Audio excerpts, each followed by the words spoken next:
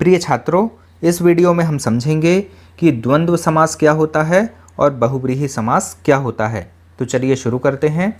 सबसे पहले हम जानते हैं द्वंद्व समास के बारे में।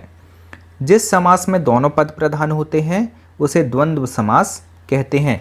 आपको याद रखना है कि इस समास में अर्थात द्वंद्व समास में दोनों पद प्रधान होते हैं और इसका विग्रह करने पर और, या, एवं ये शब्द आते हैं। इस समास में दोनों पदों के बीच योजक चिन्ह लगा रहता है। उदाहरण देखते हैं।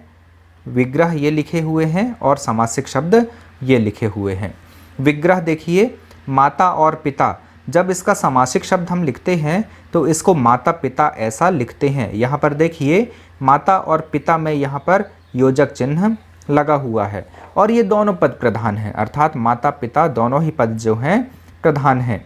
नर और नारी, यहाँ पर इसको हम नर नारी के रूप में लिखते हैं। यहाँ पर भी दोनों पद प्रधान हैं। आप देख रहे हैं कि माता पिता के बीच में यहाँ पर और शब्द आया है और नर नारी के मध्य यहाँ पर भी और शब्द आया है। दिन और रात, इसको हम इस तरह से लिखते हैं, ठंडा या गरम, ठंडा गरम। गुण और दोष, गुण दोष। यहाँ पर हम सभी शब्दों में देख रहे हैं कि दोनों ही पद प्रधान हैं। किसी एक पद की हम उपेक्षा नहीं कर सकते, दोनों का ही अपना एक महत्व है, यानी कि दोनों प्रधान हैं।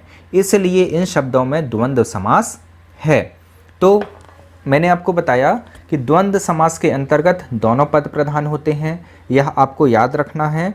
और इसका विग्रह करने पर और, या, एवं ये शब्द आते हैं और दोनों पदों के बीच योजक चिन्ह यह लगा रहता है। अब हम समझते हैं कि बहुव्रीहि समास क्या होता है। इस समास में कोई भी पद प्रधान नहीं होता।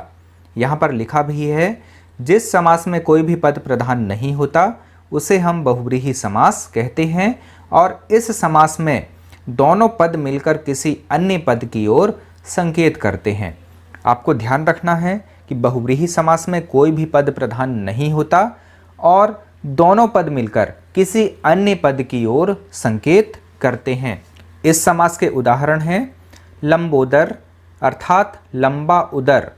ठीक है, यहाँ पर लंबा जो शब्द है वह उदर की विशेषता नहीं बता रहा है, बल्कि लंबोदर से यह आशय निकल रहा है कि लंबा है उदर जिसका, अर्थात श्री गणेश जी। यहाँ पर लंबा और उदर दोनों शब्द मिलकर श्री गणेश जी की ओर संकेत कर रहे हैं, इसलिए यहाँ पर बहुव्रीहि समास है। अगला जो उदाहरण है वह है चंद्रशेखर। इसका आशय है चंद्रमा है शिखर में जिनके, अर्थात श्री शिव जी। अगला उदाहरण है दशानन, 10 हैं आनन जिसके, अर्थात रावण। अगला उदाहरण है पीतांबर, पीला है अंबर जिसका, अर्थात श्री कृष्ण। अगला उदाहरण है चक्रपाणी, अर्थात चक्र है पाणी में जिसके, अर्थात विष्णु जी। तो हमने इस समास में देखा कि दोनों पद प्रधान नहीं होते, बल्कि दोनों मिलकर किसी अन्य की ओर संकेत करते हैं। जैसे यहाँ पर दोनों पद मिलकर, सभी उदाहरणों में दोनों पद मिलकर किसी अन्य की ओर संकेत कर रहे हैं। जैसे लंबोदर में लंबा और उदर मिलकर श्री गणेश जी की ओर संकेत कर रहे हैं। चंद्रमा शिखर मिलकर शिव जी की ओर संकेत कर रहे हैं। दश और आनन मिलकर रावण की ओर संकेत कर रहे हैं। पीला और अंबर मिलकर श्री कृष्ण की ओर संकेत कर रहे हैं और चक्र तथा पाणी मिलकर विष्णु जी की ओर संकेत कर रहे हैं। तो छात्रों, इस वीडियो में हमने समझा कि द्वंद्व समास क्या होता है और बहुव्रीहि समास क्या होता है। इस वीडियो में इतना ही। जय हिंद।